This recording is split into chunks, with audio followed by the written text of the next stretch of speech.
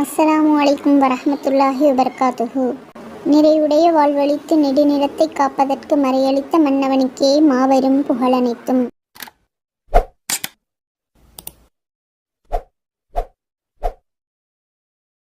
அவுது பில்லாஹி மினஷ் ஷைத்தானிர் ரஜீம். பிஸ்மில்லாஹிர் ரஹ்மானிர் ரஹீம். அல்ஹம்துலில்லாஹ். நாம் இதுவரை பல பயான்கள் பல தலைப்புகளில் பார்த்திருக்கின்றோம். நபிமார்களுடைய பயான்கள் அனைத்தையும் பார்த்தோம். அல்ஹம்துலில்லாஹ். நீங்கள் அனைவரும் பொறுமையாகவும் கவனமாகவும் முழுமையாக கேட்டு லைக் செய்து கமெண்ட் செய்ததற்கு அனைவருக்கும் ஜஸாக்குமுல்லாஹ் ஹைரன் கசீரா. அனைவரும் சப்ஸ்கிரைப் செய்து வைத்துக்கொண்டு அனைத்து பயான்களையும் பொறுமையாகவும் கவனமாகவும் முழுமையாகவும் பாருங்கள். அல்லாஹ் தஆலா உங்கள் அனைவருக்கும் நற்கூலியை தந்தருள்வானாக. ஆமீன். அல்ஹம்துலில்லாஹ். இதுவரை நாம் 2 பகுதிகளாக யாசின் சூராவுடைய ஆயத்துக்களுடைய விளக்கங்களை விரிவாக பார்த்தோம். இன்ஷா அல்லாஹ் இப்பொழுது பகுதி 3ஆக 71 முதல் 83 வரை உள்ள அனைத்து வசனங்களுடைய விளக்கங்களையும், யாசின் சூராவினுடைய பயன்கள் மற்றும் அந்த சூரா ஓதுவதினால் என்ன துஆக்கள் வியாதிகள் குணமாகும் என்பதை பற்றியும் பார்க்கலாம். பொறுமையாகவும் கவனமாகவும் முழுமையாக பார்த்து ஆதரவு தாருங்கள். கமெண்ட் செய்யுங்கள், ஷேர் செய்யுங்கள். ஜஸாக்குமுல்லாஹ் ஹைரா. இன்ஷா அல்லாஹ் இன்று பயன் பல தரும் படைப்புகள், வழக்கு மன்றத்தில் தெய்வங்கள், மண்ணும் மனிதனாகும், நீரில் பூக்கும் நெருப்பு, இது போன்ற தலைப்புகளில் இன்ஷா அல்லாஹ் யாசின் சூராவுடைய ஆயத்தின் விரிவுரையை பார்க்கலாம். முதலில் பயன் பல தரும் படைப்புகள். சூரா யாசினுடைய 71 முதல் 76 வரை உள்ள வசனங்களுடைய விரிவுரையாக, இந்த பிரபஞ்சத்தையும் இதை போன்றுள்ள அனைத்தையும் எவருடைய துணையும் உதவியும் முன்மாதிரியும் இன்றி தானே படைத்து பரிபாலித்துக் கொண்டிருக்கக்கூடிய ஏக இறைவன் அல்லாஹுடைய பேராற்றலை இந்த திருவசனங்கள் எடுத்துரைக்கின்றன. அவனை கோழை பற்களற்ற விலங்கினங்களை மனித பயன்பாட்டுக்காக பயன்படுத்தியிருக்கின்றான். யானை, குதிரை, கழுதை, கோவேறு கழுதை ஆகிய விலங்குகள் காடுகளில் உள்ள மரங்களை கொண்டு வரவும் பொதி சுமக்கவும் சவாரி செய்யவும் பயன்படுகின்றன. ஒட்டகம், மாடு, எருமை போன்றவைகள் பொதி சுமக்கவும் சவாரி செய்யவும் வயல்களில் ஏர் உழவும் ஏற்றம் இறைக்கவும் பயன்படுகின்றன. இவற்றுடைய ரோமம், தோல், இறைச்சி மனிதனுக்கு மிகவும் பயன்படுகின்றன. ஆடு போன்றவற்றின் ரோமங்களால் கம்பளி ஆடைகள், தரை விரிப்புகள், சால்வைகள், தொப்பிகள் தயாரிக்க பயன்படுகின்றது. இவற்றினுடைய கழிவுகள் இயற்கை உரமாகவும் எரிவாயு தயாரிக்கவும் பயன்படுகின்றன. இவற்றின் கொழுப்பு மற்றும் ஜவ்வுகளால் சலவை சோப்புகள் தயாரிக்கின்றார்கள். சுண்ணாம்பு சத்து, மருந்துகள், ஜெல்லி, பாத்திரங்கள் செய்ய எலும்புகள் பயன்படுகின்றன. ஆடைகள், இருக்கைகள், கைகள், காலணிகள், பைகள் மற்றும் இயந்திரங்களுக்கான உதிரி பாகங்கள் ஆகியவற்றை தயாரிக்க தோல் பயன்படுகின்றது. இவற்றினுடைய பால் அன்று பிறந்த குழந்தையிலிருந்து வயோதிகர்கள் வரை அனைவருக்கும் ஏற்ற ஒரே உணவாக தரத்தில் இருக்கின்றது. மேலும் இதன் மூலம் வெண்ணெய், நெய், மோர், தயிர் என்ற பருகு பொருட்களும் பாலாடை கட்டி இனிப்பு வகைகளும் தயாரிக்கப்படுகின்றன. கொம்புகளால் விலை உயர்ந்த கத்திகளுடைய கைப்பிடிகள், சீப்புகள் தயாரிக்கப்படுகின்றன. இவ்வாறு கால்நடைகளின் மூலம் மனிதன் பல்வேறு பயன்களை பெறுகின்றான். இவன் செய்யக்கூடிய அனைத்து காரியங்களுக்கும் இந்த பிராணிகள் முழுமையாக கட்டுப்பட்டு நடந்து கொள்கின்றன. முரண்டு பிடிப்பதோ எதிர்ப்பதோ இல்லாத இவைகளை அல்லாஹ் தன் கரங்களால் படைத்து மனித கரங்களுக்கு வசப்படுத்தி தந்திருக்கின்றான் என்று அல்லாஹ் தஆலா 71, 72, 73 ஆகிய வசனங்கள். இல்லை என்றால் கோரை பற்கள் உள்ள மிருகங்களைப் போல இவைகளும் மனிதனை எதிர்ப்பவைகளாக வென்றவா இருக்கும் என்று கூறியிருக்கின்றான். இதனால் தான் இந்த விலங்குகளில் சவாரி செய்யும் பொழுது அல்லாஹுக்கு நன்றி செலுத்தும் முறையில் சுப்ஹானல்லதி சஹ்ஹரலனா ஹாதா என்று துவங்கக்கூடிய வசனத்தை அல்லாஹு தஆலா துஆவாக ஓத சொல்லி கூறியிருக்கின்றான். 71வது வசனமாக, திண்ணமாக நம்முடைய கைகள் உருவாக்கியவற்றிலிருந்து அவர்களுக்காக நாம் கால்நடைகளை படைத்திருக்கின்றோம். ஆகவேதான் அவர்கள் அவற்றிற்கு உரிமையாளர்களாக இருக்கின்றார்கள் என்பதை அவர்கள் பார்க்கவில்லையா என்றும் 72வது வசனத்தில், மேலும் அவற்றை அவர்களுக்கு பணிந்து நடக்குமாறும் நாம் செய்துள்ளோம். எனவே அவர்களுடைய சவாரி வாகனங்களும் அவற்றில் இருக்கின்றன. இன்னும் அவற்றிலிருந்தே அவர்கள் புசிக்கின்றார்கள். 73வது வசனத்தில் இன்னும் அவற்றில் அவர்களுக்கு பலவித பயன்களும் பால் பானங்களும் இருக்கின்றன, எனவே அவர்கள் நன்றி செலுத்த வேண்டாமா என்று கூறியிருக்கின்றான். பயண துவாக்கள் என்று வேறொரு பயான் இருக்கின்றது. இன்ஷா அல்லாஹ் நமது பிளேலிஸ்டில் சென்று அந்த பயானையும் பார்த்து கொள்ளவும். இவ்வாறு மனித வாழ்வுக்கு 100 பயன்கள் தரும் விலங்கினங்களை அல்லாஹ் தஆலா படைத்து பயன்பாட்டிற்காக அருளியுள்ள அல்லாஹ்வை விட்டுவிட்டு பிறவற்றை தெய்வங்களாக ஏற்றுக்கொள்வது மிகவும் அறிவீனமாகும். வழக்கு மன்றத்தில் தெய்வங்கள். இந்த தெய்வங்கள் எல்லாம் நியாய தீர்ப்பு நாளில் தங்களுக்கு ஏக இறைவனான அல்லாஹ்விடம் பரிந்துரை செய்ய உதவும் என்று எண்ணிக்கொண்டார்களா? இல்லை இல்லை, மாறாக இவை அனைத்தும் ஒருமித்து இவர்களுக்கு எதிராக அல்லாஹ்விடம் முறையிடும். யா அல்லாஹ், எங்களை வணங்கும்படி இவர்களை நாங்கள் தூண்டவும் இல்லை, பணிக்கவும் இல்லை. ஒரு துரும்பை கூட அசைக்க முடியாத நாங்கள் எப்படி எங்களை வணங்குமாறு இவர்களிடம் கூறியிருப்போம் என்று ஜட பொருட்களும் ஜின்களும் வானவர் மற்றும் இதர உயிரினங்களும் எங்களை வணங்கி வழிபடுமாறு இவர்களிடம் நாங்கள் கூறவே இல்லை இறைவா என்று அறிவிக்கும். நூல் அல் அன்வார். தங்களுக்கு பக்கபலமாக இருப்பார்கள் என்பதற்காக அல்லாஹ்வை அன்றி வேறு தெய்வங்களை எடுத்துக்கொண்டார்கள். அவ்வாறன்று இவர்களுடைய வணக்கத்தை கடவுளர்களாகிய அவர்கள் நிராகரிப்பார்கள், இவர்களுக்கு எதிராகவும் மாறிவிடுவார்கள். 19, 81, 82. முஹம்மது நபி ஸல்லல்லாஹு அலைஹி வஸல்லம் அவர்கள் கூறினார்கள், நியாய தீர்ப்பு நாளில் இறைவன் தன்னுடைய படைப்புகளை ஒன்று திரட்டி ஒவ்வொரு மனிதனும் அவனவன் வணங்கியதை தொடர்ந்து செல்லட்டும் என்று கூறுவான். இதை சொன்னதும் சிலுவையை வணங்கிய சிலுவைகள் உடையவர்கள், படங்களை பூஜை செய்து வணங்கிய படங்களை உடையவர்கள், நெருப்பை வணங்கி வந்த நெருப்பை உடையவர்கள் அவரவர் வணங்கியவற்றை பின்தொடர்ந்து சென்று நரகில் விழுந்து விடுவார்கள். முஸ்லிம்கள் மட்டும் அதிலிருந்து தப்பித்துக் கொள்வார்கள். அல்ஹம்துலில்லாஹ். அறிவிப்பாளர் அபூ ஹுரைரா ரலியல்லாஹு அன்ஹு, நூல் முஸ்லிம் குர்துபி. முஹம்மது நபி ஸல்லல்லாஹு அலைஹி வஸல்லம் அவர்களே, நபியே, இந்த மக்கள் உம்மை கவிஞர், சூனியக்காரர், பொய்யர் என்றெல்லாம் தூற்றுவதை கேட்டு மனம் கலங்க வேண்டாம். இவர்களுடைய சொல் செயல்களை நாம் கண்காணித்தவாறு இருக்கின்றோம். இவர்களுடைய ரகசியமான சதி ஆலோசனைகளையும் நடவடிக்கைகளையும் நாம் நன்கறிவோம், நிச்சயமாக நன்கறிவோம். உரிய நேரத்தில் இதனுடைய பிரதிபலனை அவர்கள் பெற்றுக்கொள்வார்கள் என்று முஹம்மது நபி ஸல்லல்லாஹு அலைஹி வஸல்லம் அவர்களுக்கு அல்லாஹ் தஆலா 76வது வசனத்தின் வாயிலாக ஆறுதல் கூறுகின்றான். நூல் குர்துபி. 36வது சூரா 76வது வசனம். எனவே நபியே, இட்டுக்கட்டி பேசும் அவர்களுடைய பேச்சு உம்மை கவலைப்படுத்த வேண்டாம். அவர்கள் தன் உள்ளங்களுக்குள் மறைத்து வைத்திருப்பவற்றையும் வெளிப்படுத்துபவற்றையும் திண்ணமா நாம் அறிவோம். 77வது வசனம் முதல் 83வது வசனங்கள் வரை விரிவுரை. மண்ணும் மனிதனாகும். ஒரு சமயம் நயவஞ்சக தலைவன் அப்துல்லா பின் உபை, ஆசுப் இப்னு வாயிலுஸ் சஹ்மி அல்லது உபை இப்னு கலஃபில் ஜுஹ்மஹு ஆகிய இந்த மூன்று பேர்களில் ஒருவன் முஹம்மது நபி ஸல்லல்லாஹு அலைஹி வஸல்லம் அவருடைய சமூகத்திற்கு வந்து தன்னுடைய கையில் வைத்திருந்த மக்கிப்போன எலும்பை தூளாக்கி உள்ளங்கையில் வைத்து கீழே சரசரவென உதிர்த்து போட்டவாறு, முஹம்மதே ஸல்லல்லாஹு அலைஹி வஸல்லம், உக்கித்தூளாகி காற்றில் பறக்கும் இந்த எலும்பு துகள்களுக்கு அல்லாஹ் மீண்டும் உயிர் கொடுத்து நிச்சயமாக கொடுப்பானா என்று ஆதாரத்தை காட்டி திமிராக கேட்டான். ஆம் என்று முஹம்மது நபி ஸல்லல்லாஹு அலைஹி வஸல்லம் அவர்கள் நிச்சயமாக இதற்கு உயிர் கொடுப்பான் என்று கூறிவிட்டு, இப்படித்தான் உனக்கும் உயிர் கொடுத்து நரகத்தில் போடுவான் என்றார்கள். நூல் ரூஹுல் மானி, இப்னு கதீர், குர்துபி, அல் அன்வார். துளி இந்திரிய விந்தின் மூலம் அல்லாஹ்வால் தான் உருவாக்கப்பட்டுள்ளதை மனிதன் மறந்துவிட்டான். மேலும் ஒரு பொருளாக உலகிலேயே இல்லாமல் இருந்த அவனை அணுத்துளியால் அதிக அற்புதமானதொரு மனித உடலை உருவாக்கி உயிர் கொடுத்து உலகில் உழவ விட்டிருக்கக்கூடிய அல்லாஹ் அந்த உயிரை நீக்கி உடலை சிதிலமாக்கி மண்ணோடு மண்ணாக்கிய பிறகு அவனது முதுகம் தண்டின் வால் பகுதியின் கீழ் அமைந்துள்ள அல் முத்தனப் எனப்படும் அழிக்கவே முடியாததொரு அணுவை கொண்டு மறுபடியும் அதே மனிதனை மறு உருவாக்க செய்திடக்கூடிய அல்லாஹ் ஆற்றல் மிக்கவனாவான். புதிதாக ஒன்றை உருவாக்குவதும் அதை இல்லாமல் ஆக்கி மறுபடியும் உருவாக்குவதும் அவனுக்கு மிகவும் எளிதானது. அவன் மிக படைப்பும் ஞானம் உள்ளவனாக இருக்கின்றான் என்று அல்லாஹ் தஆலா 78, 79 ஆகிய திருவசனங்கள் மூலம் கூறியிருக்கின்றான். நூல் குர்துபி. திண்ணமாக நாம் மனிதனை விந்திலிருந்து படைத்திருக்கின்றோம் என்பதை அவன் சிந்தித்து பார்க்கவில்லையா? பிறகும் அவன் பகிரங்கமான தர்க்கவாதியாக இருக்கின்றானே. 77வது வசனம். 78வது வசனம்.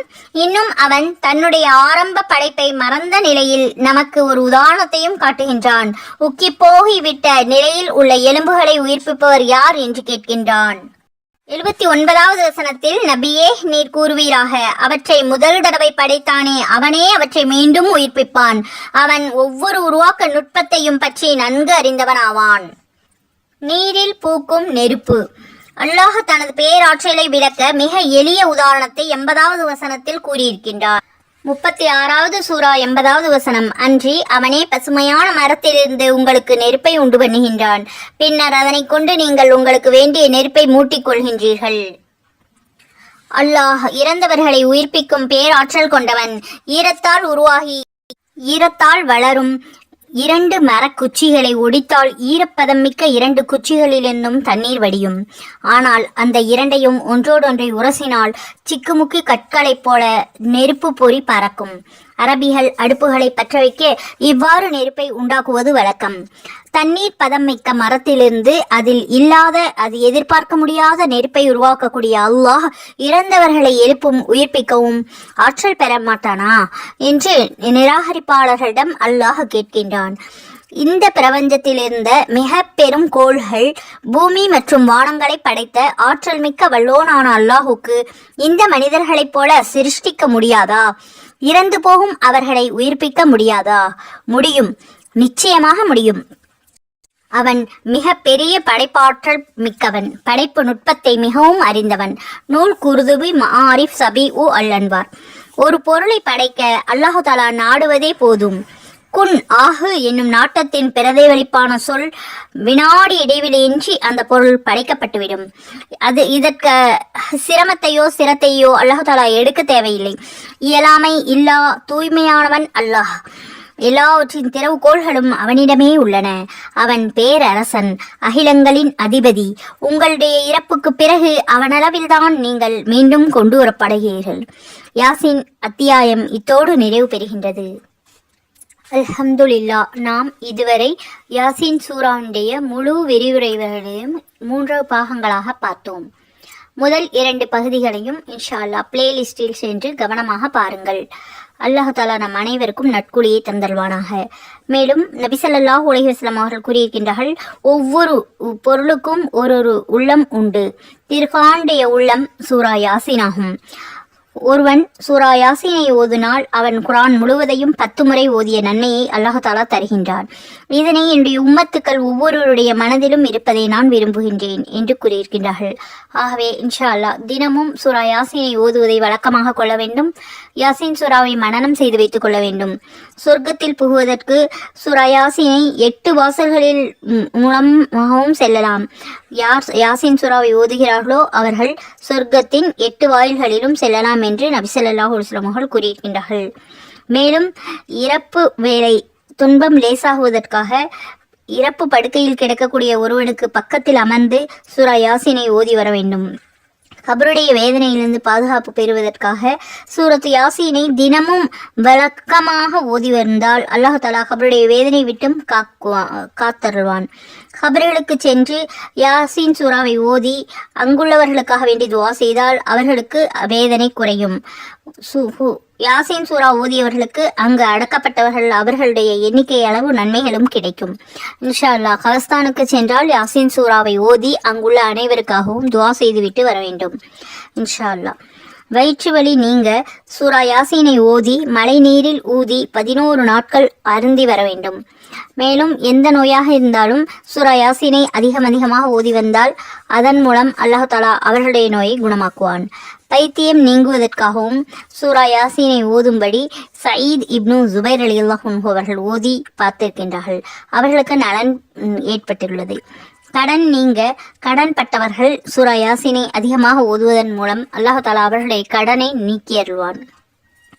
நோக்கங்கள் நிறைவேற ஒருவன் காலையில் சூரா யாசீனை ஓதினால் அவனுடைய நோக்கங்களை அல்லாஹ் தஆலா நிறைவேற்றி தருவான் என்று முஹம்மது நபி ஸல்லல்லாஹு அலைஹி வஸல்லம் அவர்கள் கூறியிருக்கின்றார்கள். மார்க்க போர் புரிந்து இறந்த நன்மைகளை பெற சூரா யாசீனை இரவில் ஓதி வர வேண்டும். இன்ஷா அல்லாஹ். இம்மை மறுமையின் பாதுகாப்பு பெற சூரத்து யாசீன் சூராவை ஓதுபவர்களுக்கு அல்லாஹ் தஆலா இம்மை மறுமைக்குரிய நன்மைகளை கொடுப்பான். உலகில் துன்பங்களிலிருந்து பாதுகாத்து மறுமையின் ஆபத்துக்களிலிருந்தும் விடுதலை கிடைக்கும். இந்த சூரா யாசீனை ஓதுபவர்களுக்கு அது தன்னிடம் எல்லா விதமான நன்மைகளையும் சேர்த்து கொடுப்பதாலும் அது சேர்த்து கொடுக்கக்கூடியது, பாதுகாக்கக்கூடியது என்ற பெயரும் உள்ளது. கலக்கம் நீங்க. கலங்கிய மனதோடு இருப்பவர்கள் சூரா யாசீனை ஓதினால் கலக்கம் நீங்கி போகும். ஒருவன் காலையில் ஓதினால் மாலை வரை அவனுக்கு மகிழ்ச்சி மாறாது. மாலையில் ஓதினால் அடுத்த நாள் காலை வரை அவனுக்கு மகிழ்ச்சி மாறாது. தேவையுள்ளவர்கள் ஓதினால் அவர்களுடைய தேவையை அல்லாஹ் தஆலா நிறைவேற்றி தருவான். நடுங்கியவன் ஓதினால் அமைதி ஏற்படும். இன்ஷா அல்லாஹ். பகைவர்களுடைய பயம் நீங்கவும் பகைவர்கள் காணாமல் இருக்கவும் இப்னு கல்பி ரஹ்மத்துல்லாஹி அலைஹி அவர்கள் கூறுகிறார்கள், ஒருவன் ஒரு மனிதனை வெட்டி கொன்று விடுவதாக பயமுறுத்தினான். சூரா யாசீனை அவன் நல்லார் ஒருவரிடம் கூறி முறையிட்ட பொழுது, நீ வெளியே செல்லும் பொழுது யாசீனை ஓதிக்கொண்டு புறப்படு, நீ அவனுடைய கண்களில் தென்பட மாட்டாய் என்று கூறினார். அவ்வாறே சூரா யாசீனை ஓதிக்கொண்டு அவன் சென்றான். அவனுடைய எதிரி அவனை சந்தித்த போதிலும் அவனை காணவில்லை. சுப்ஹானல்லாஹ். ஆகவே தினமும் சூரா யாசீனை ஓதக்கூடிய வாக்கியத்தை அல்லாஹ் தஆலா நம் அனைவருக்கும் தந்தல் புரிவானாக. ஆமீன். செல்வந்தர்கள், அதிகாரிகள் ஆகியவர்களிடமிருந்து அலுவல் நிறைவு பெற ஒருவன் ஒரு செல்வந்தரிடமோ அல்லது அதிகாரிகளிடமோ ஒரு அலுவல் நிமித்தமாக சென்றால் அவன் ஒழுவோடு இருந்து 35 தடவை சூரா யாசீனை ஓதிவிட்டு அவர்களிடம் சென்றால் அவர்கள் அவன் மீது மகிழ்வுற்று அவன் வந்த அலுவலை இனிதே நிறைவேற்றி வைப்பார்கள். துஆ கபூலாக. சூரா யாசீனை ஓதிவிட்டு அல்லாஹ்விடம் துஆ செய்தால் அல்லாஹ் தஆலா அதை நிறைவேற்றி தருவான். இன்ஷா அல்லாஹ். நாம் அனைவரும் சூரா யாசீனை ஓதிய பிறகு துஆ செய்யக்கூடியவர்களாக நாம் அனைவரையும் அல்லாஹ் தஆலா ஆக்கி அருள்புரிவானாக. ஆமீன். துஆ ஏற்றுக்கொள்ளப்பட பிஸ்மில்லாஹிர் ரஹ்மானிர் ரஹீம் என்று ஓதி சூரா யாசீனை ஓத துவங்கி அதில் முதலாவது முபீன் என்று சொல் வரும். அப்பொழுது வலது கையை சுண்டு விரலை மடக்கி வைத்துக் கொள்ள வேண்டும். பிறகு பிஸ்மில்லாஹ் ஓதி சூரா யாசீனை ஓத துவங்கி இரண்டாவது முபீன் என்ற சொல் வரும் வரை ஓதி இரண்டாவது மோதிர விரலையும் மடக்கி வைத்துக் கொள்ள வேண்டும். பிறகு மூன்றாம் முறை பிஸ்மில்லாஹிர் ரஹ்மானிர் ரஹீம் என்று ஓதி சூரா யாசீனை ஓத துவங்கி மூன்றாவது முபீன் என்று சொல் வரும் பொழுது நடுவிரலை மடக்கி கொள்ள வேண்டும். இவ்வாறு மீண்டும் சூரா யாசீனை ஓத துவங்கி நான்காவது முபீன் வரும்போது நான்காவது விரலையும் ஐந்தாவது முபீன் வரும்பொழுது களிமா விரல், பெருவிரல் ஆகியவற்றை மடக்கி வைத்துக் கொள்ள வேண்டும். ஆறாவது முபீன் வரும்பொழுது இடது கையுடைய சுண்டு விரலையும் மடக்கி கொள்ள வேண்டும். ஏழாவது முபீனில் இடது கையுடைய மோதிர விரலை மடக்கி வைத்துக் கொள்ள வேண்டும். இதன் பிறகு மீண்டும் பிஸ்மில்லாஹ் ஓதி சூரா யாசீனை ஓத துவங்கி முதலாவது முபீன் வரும்பொழுது இடது கையுடைய மோதிர விரலை திறந்துவிட வேண்டும். பிறகு மீண்டும் பிஸ்மில்லாஹ் ஓதி இரண்டாவது முபீன் வரும்பொழுது இரண்டாவது சுண்டு விரலை நீட்டிவிட வேண்டும். இவ்வாறே துவக்கத்திலிருந்து ஓதி ஒவ்வொரு முபீன் வரும்பொழுதும் மூன்றாவது முபீன் வரும்பொழுதும் மடக்கப்பட்ட விரல்களை வரிசையாக திறந்து நீட்டிவிட வேண்டும். இறுதியாக வலது கையுடைய சுண்டு விரலை திறந்து நீட்டிய பிறகு மீண்டும் பிஸ்மில்லாஹ் உடன் யாசீனை ஓதி துவங்க வேண்டும்.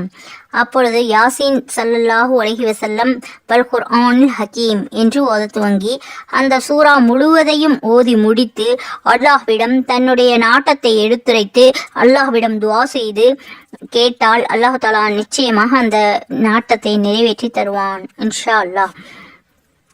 மேலும் நாட்டங்கள் நிறைவேற உலமாக்கள் கூறுகிறார்கள், சூரா யாசீனை ரஹ்மான் என்ற சொல் 4 தடவையும் அல்லாஹ் என்ற சொல் 3 தடவையும் வருகிறது. இதே போல சூரா முல்கிலும் இந்த சொற்கள் வருகின்றன. சூரா யாசீனை ஓதும் பொழுது ரஹ்மான் என்ற சொல் வரும்பொழுது வலது கையில் ஒரு விரலை மடக்கி வைத்துக் கொள்ளவும். அதே போல அல்லாஹ் என்ற சொல் வரும்பொழுது இடது கையில் ஒரு விரலை மடக்கி கொள்ளவும். சூரா முல்கில் ரஹ்மான் என்ற சொல் வரும்பொழுது வலது கையில் உள்ள விரலை திறக்கவும். அல்லாஹ் என்று சொல் வரும் பொழுது இடது கையில் நின்றும் விரல்களை திறக்கும்.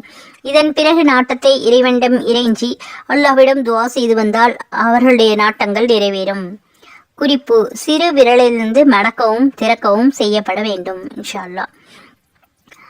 சுவாசைப்பை பற்றிய நோய்கள் நீங்க சூரா யாசீனை துவக்கத்திலிருந்து முதலாவது முபீன் வரை 7 தடவை ஓதி தண்ணீரில் ஊதி அறிந்து வந்தால், இந்த ஆயத்துக்களை எழுதி தவி செய்து கழுத்தில் அணிந்தாலும் சுவாசப்பை கோளாறுகள் நீங்கும். இன்ஷா அல்லாஹ். இதய படபடப்பு நீங்க சூரத்துல் யாசீனை ஓதி தண்ணீரில் ஊதி தொடர்ச்சியாக 11 நாட்கள் அருந்தி வர அல்லாஹ்வுடைய பெயரல்லார் இதய படபடப்பு நீங்கிவிடும். இன்ஷா அல்லாஹ். பாவம் நீங்க பெற சூரா யாசீனை ஓதுபவர்களுடைய பாவங்களை அல்லாஹு தஆலா பொறுத்தருள்வான். சூரா யாசீனை இரவில் ஓதுபவர்கள் காலையில் பாவங்கள் மன்னிக்கப்பட்டவர்களாக பரிசுத்த நிலையில் விழித்தெழுவார்கள் என்று முஹம்மது நபி ஸல்லல்லாஹு அலைஹி வஸல்லம் அவர்கள் கூறியிருக்கின்றார்கள். சுப்ஹானல்லாஹ். திருமணம் ஆகாத ஆணோ பெண்ணோ சூரா யாசீனை அதிகமாக ஓதி வந்தால் அல்லாஹு தஆலா அவர்களுக்கு விரைவில் திருமணம் முடித்து தருவான். சிறையில் இருப்பவர்கள் விடுதலை பெற சூரா யாசீனை அதிகமாக ஓதி வர வேண்டும். நோக்கங்கள் நிறைவேற சூரா யாசீனை எந்த நோக்கத்திற்கு நியத் செய்து ஓதுகின்றோமோ அந்த நோக்கத்தை அல்லாஹ் தஆலா நிறைவேற்றி வைப்பான் இன்ஷா அல்லாஹ் என்று முஹம்மது நபி ஸல்லல்லாஹு அலைஹி வஸல்லம் அவர்கள் கூறியிருக்கின்றார்கள். சைத்தானை விரட்ட சூரா யாசீனையும் சூரா ஹஸ்ருடைய இறுதி 3 வசனங்களையும் கேட்டு ஷைத்தான் விருண்டோடுகின்றான் என்று முஹம்மது நபி ஸல்லல்லாஹு அலைஹி வஸல்லம் அவர்கள் கூறியிருக்கின்றார்கள். அல்லாஹ்வுடைய பரிந்துரையை பெற சூரா யாசீனை ஓதுபவர்களுக்கு யாசீன் சூராவே அல்லாஹ்விடம் பரிந்துரை செய்யும் என்று முஹம்மது நபி ஸல்லல்லாஹு அலைஹி வஸல்லம் அவர்கள் கூறியிருக்கின்றார்கள். பிரயாண நேரத்தில் நன்மையை பெற பிரயாணத்தில் ஒருவர் சூரா யாசீனை ஓதினால் உதவிகள் எதிர்பாராத வகையில் கிடைக்கும். பீதி அச்சம் நீங்க சூரா யாசீனை அதிகமாக ஓத வேண்டும். தண்ணீர் உணவு உடை ஆகிய தேவைகள் நிறைவேற சூரா யாசீனை ஓதி துஆ செய்ய வேண்டும். நாள் முழுக்க மகிழ்ச்சியோடு இருக்க ஒரு நாள் முழுவதும் மகிழ்ச்சியாக இருக்க வேண்டும் என்று நினைப்பவர்கள் காலையிலும் மாலையிலும் சூரா யாசீனை ஓதி வர வேண்டும்.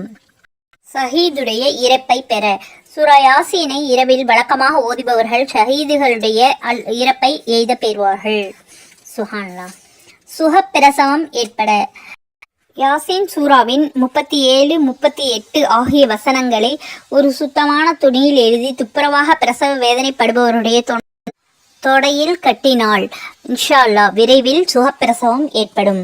36, 37வது வசனம். இரவு இவர்களுக்கு ஒரு அத்தாட்சியாகும். அதிலிருந்தே நாம் பகலை வெளிப்படுத்துகின்றோம். இல்லை என்றால் இவர்கள் இருளில் தங்கி விடுவார்கள்.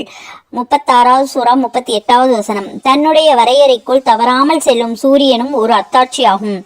இது அனைவரும் நன்கறிந்ததும் மிகைத்தவனுமானால் அமைக்கப்பட்டது. இந்த 2 வசனங்களையும் எழுத வேண்டும். மேலும் பேய் நீங்க இமாம் கசாலி ரஹமத்துல்லாஹி அலைஹி அவர்கள் தன்னுடைய கவசசுல் குர்ஆனில் பின்வருமாறு கூறியிருக்கின்றார்கள். ஒரு அடிமை பெண் இரவில் சிறுநீர் கழிக்கச் சென்ற பொழுது அவளை பேய் பிடித்து கொண்டது.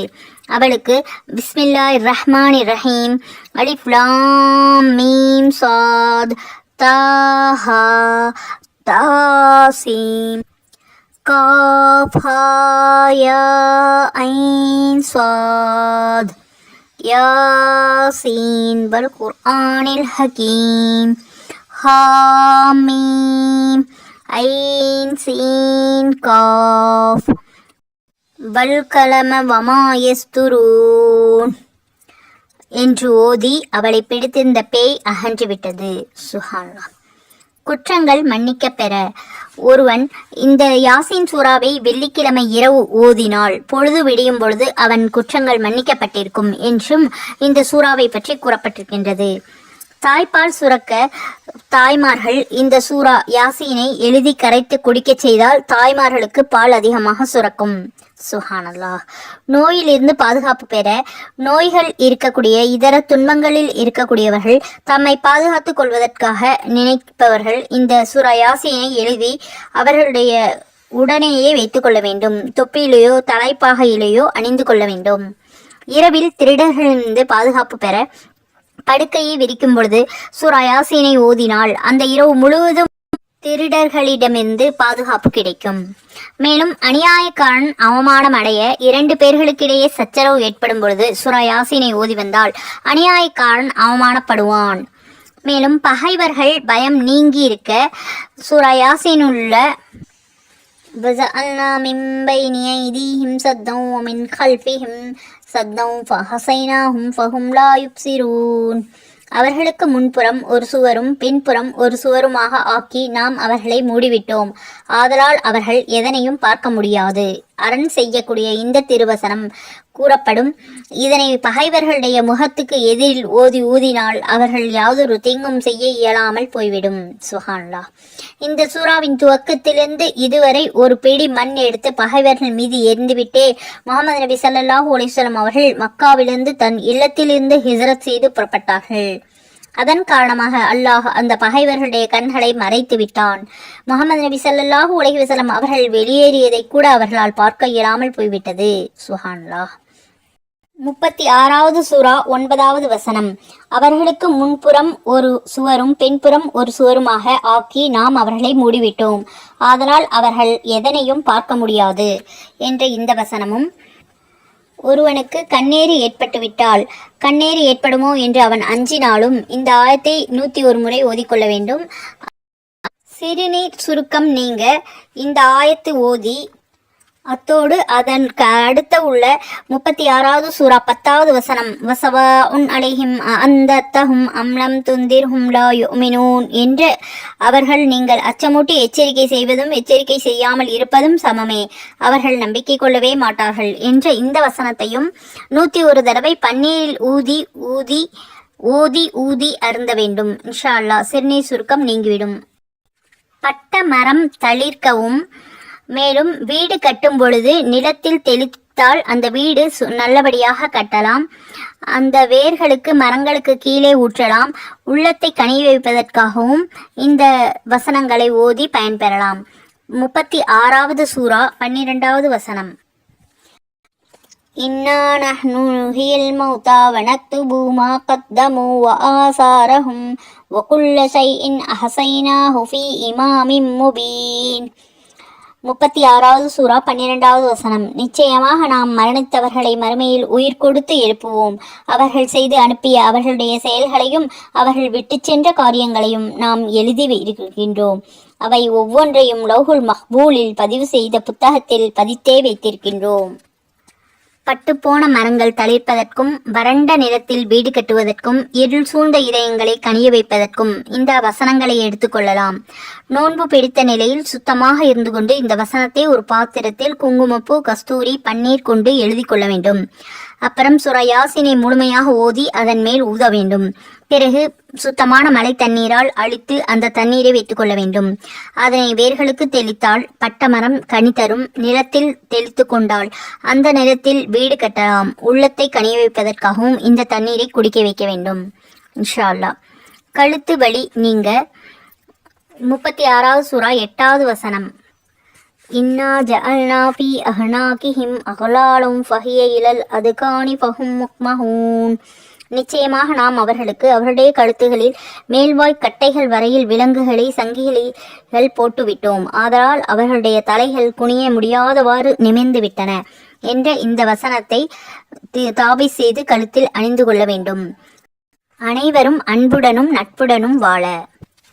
وجاء من أقصى المدينة رجل يسعى قال يا قوم اتبعوا المرسلين اتبعوا من لا يسألكم أجرا وهم مهتدون. 36வது சூரா 20, 21 ஆகிய வசனங்கள். இதற்கிடையில் அந்த பட்டினத்தின் கடைக்கோடியிலிருந்து ஹபீபுன் நஸார் என்னும் ஒரு மனிதர் விரைந்தோடி வந்து அப்பட்டின வாசிகளை நோக்கி கூறியதாவது, என்னுடைய மக்களே, நீங்கள் இந்த தூதரை பின்பற்றுங்கள். உங்களிடம் யாதொரு கூலியையும் கேட்காத இவர்களை நீங்கள் அவசியம் பின்பற்றுங்கள். அவர்கள் நேர்வழியை போதிப்பார்கள், மாத்திரம் அன்றி அவர்கள் நேர்வழி அடைந்தவர்கள் என்று கூறினார். இந்த ஆயத்துக்களை தண்ணீரில் ஓதி ஊதி பொது கிணறுகளில் அருந்தும் தண்ணீரில் ஊற்றிவிட்டால் அனைவரும் மனக்கசப்பு நீங்கி அன்போடு வாழ்வார்கள். பெண் குழந்தைகளையே பெற்றுக்கொண்டிருப்பவள் ஆண் குழந்தை பெற. பின்வரும் ஆயத்தை சலவாத்தோடு ஒரு காகிதத்தில் எழுதி அதனை 70 துண்டுகளாக பிய்த்து ஒவ்வொரு துண்டையும் உணவுப் பொருள் துண்டுகளின் மீது வைத்து அவற்றை ஒவ்வொரு துண்டாக 70 நாட்கள் தொடர்ந்து சாப்பிட்டு வர வேண்டும். இன்ஷா அல்லாஹ் ஆண் குழந்தை பிறக்கும். ஒருவேளை கருச்சிதைவு ஏற்பட்டுவிட்டால் அது பெண் குழந்தை பிறப்பதை தடுப்பதற்கு என்பதை அறிந்து கொள்ள வேண்டும். 36வது சூரா 36வது வசனம். சுப்ஹானல்லதி ஹலகல் அஸ்வாஜ குல்லஹா மிம்மா தும்பித்துல் அர்லு வமின் அன்ஃபுஸிஹிம் வமிம்மா லா யஅலமூன். இருவர்களையும் பூமியில் முளைக்கும் புட்பூண்டுகளையும் ஜோடி ஜோடியாக படைத்து இவர்கள் இதுவரையில் அறியாத மற்றவைகளையும் படைப்பவன் மிகவும் பரிசுத்தமானவன். முறிந்த எலும்பு ஒழுங்கு பெற. குர்ஆனில் 36வது சூரா 78, 79 ஆகிய 2 வசனங்களை எண்ணெயில் 40 தடவை ஓதி ஊதி தடவ வேண்டும். வளரபலனா மசலம் வனசிய கல்கஹு காலமை யுஹிய கிலாம ஹைரமீம். மரணித்தவர்களை உயிர்ப்பிக்க நம்மால் முடியாதென எண்ணிக்கொண்டு அவர்களில் ஒருவன் ஒரு உதாரணத்தை நம்மிடம் எடுத்து காட்டுகின்றான். அவன் தன்னை படைத்தது யார் என்பதை மறந்துவிட்டு, உக்கி மண்ணாகி போன இந்த எலும்பை உயிர்ப்பிப்பவர் யார் என்று ஒரு எலும்பை எடுத்து அதனை தூளாக்கி ஊதிவிட்டு அவன் கேட்கின்றான். குல் யுஹீஹல்லதி அன்சா அவ்வள மர்ரத்தின் வஹுவ பிகுல்லி ஹல்கின் அலீம். நபியே ஸல்லல்லாஹு அலைஹி வஸல்லம், அதற்கு நீங்கள் கூறுங்கள், முதன்முறையாக அதனை படைத்தவன் எவனோ அவனே அதனை உயிர்ப்பிப்பான். அவனோ எல்லா படைப்பினத்தையும் மிக அறிந்தவன். எலும்பு முறிந்து போனவர்களுக்கு இந்த சூறாவின் மேற்கண்ட 78, 79 ஆகிய வசனங்களை எண்ணெயில் 40 தடவை ஊதி தடவ வேண்டும். தொத்து நோய் தாக்காமல் இருக்க சலாமுன் கவுலும் மிர் ரப்பிர் ரஹீம். 36வது சூரா 58வது வசனம். நிகரற்ற அன்புடைய இறைவனால் இவர்களை நோக்கி ஈடேற்றம் உண்டாகுக என்று கூறப்படும். இந்த ஆயத்தை தொத்து நோய் காலத்தில் ஓதி வந்தால் தொத்து நோய் ஒருவனை தாக்காது. பொதுவாக இதனை வழக்கமாக ஓதி வருபவர்கள் நோய்களிலிருந்து காவல் பெறுவார்கள். சுப்ஹானல்லாஹ். சூரா யாசீனுக்கு எத்தனையோ விதமான பலன்கள் இருக்கின்றன. அவற்றில் ஒரு சிறு பகுதியே இவைகள் அனைத்தையும். இன்ஷா அல்லாஹ் கேட்டு கவனமாக படித்து பயன்பெறுங்கள். எல்லா நோய்களுக்கும் நிவாரணம் பெற சூரா யாசீனை ஒருவன் 5 தடவை ஒரு காகிதத்தில் எழுதி தாயத் செய்து அணிந்து கொண்டால் அல்லாஹுடைய பேரருளால் அவன் காலரா முதல் எல்லா விதமான நோய்களிலிருந்தும் காக்கப் பெறுவான். இன்ஷா அல்லாஹ் இதன் முழு பயனையும் முதல் 2 பகுதிகளையும் கேட்டு 3வது பகுதியும் முழுமையாக கேட்டு பயனடையுங்கள். மற்றவர்களுக்கும் பகிருங்கள். இன்ஷா அல்லாஹ். அல்லாஹ் நாம் அனைவருக்கும் நல்லதை அதிகமாக வழங்குவானாக. ஆமீன். இந்த பயான் முழுவதும் யாசீனுடைய தப்சீர் ஜவாஹிருல் குர்ஆன் என்ற நூலிலிருந்து எடுக்கப்பட்டது. இன்ஷா அல்லாஹ் கவனமாகவும் முழுமையாகவும் கேட்டு பயனடைந்து மற்றவர்களுக்கும் பகிருங்கள். அல்லாஹ் தஆலா நம் அனைவருக்கும் நல்ல கூலியை தந்தல் புரிவானாக. ஆமீன். துஆக்கள் அனைத்தும் மறை விளங்கும் மாமருந்து என்ற நூலிலிருந்து எடுக்கப்பட்டது. இன்ஷா அல்லாஹ் பார்த்து பயனடையுங்கள், கேட்டு பயனடையுங்கள். இன்ஷா அல்லாஹ். அல்லாஹ் தஆலா நம் அனைவருக்கும் குர்ஆனுடைய முறைப்படி வாழக்கூடிய பாக்கியத்தை தந்தல் புரிவானாக. ஆமீன். அல்லாஹ் தஆலா நம் அனைவருக்கும் ஹஜ்ஜை நசீபாக்குவானாக. ஆமீன். அல்லாஹ் தஆலா நம் அனைவருக்கும் சொர்க்கத்தை வாஜிபாக்கி நரகத்தை ஹராமாக்குவானாக. ஆமீன். அல்லாஹ் தஆலா நம் அனைவருக்கும் உடல் நலத்தையும் உள்ள சுகத்தையும் பயான் கேட்கும் ஆர்வத்தையும் தந்தல் புரிவானாக. ஆமீன். நாம் கேட்டதன்படி அமல் செய்யக்கூடிய பாக்கியத்தை அல்லாஹ் தஆலா நம் அனைவருக்கும் தந்தல் புரிவானாக. ஆமீன். கேட்டதன்படி அமல் செய்யவும் மற்றவர்களுக்கு பகிரவும் அல்லாஹ் தஆலா நம் அனைவருக்கும் தௌஃபீக் செய்வானாக. ஆமீன். மற்றவர்களுக்கு பகிர்ந்து அதன் மூலம் ஒருவர் நன்மை அடைந்தாலும் அதனுடைய நன்மை அல்லாஹ் தஆலா மறுமை வரை நமக்கு தந்து கொண்டே இருப்பான். இன்ஷா அல்லாஹ். அந்த நன்மையை பெற்றுக்கொள்ளக்கூடிய பாக்கியத்தை அல்லாஹ் தஆலா நம் அனைவருக்கும் தருவானாக. ஆமீன். இதுவரை பொறுமையாக பயான் கேட்டு துஆக்களுக்கு ஆமீன் சொல்லி அனைவரும் கேட்டதற்கு அல்லாஹ் தஆலா உங்கள் அனைவருக்கும் நற்கூலியை தந்தல் புரிவானாக. ஜஸாக்கல்லாஹு ஹைரா. அஸ்ஸலாமு அலைக்கும் வரஹ்மத்துல்லாஹி வபரகாத்துஹு வ மஹ்பிரத்துஹு.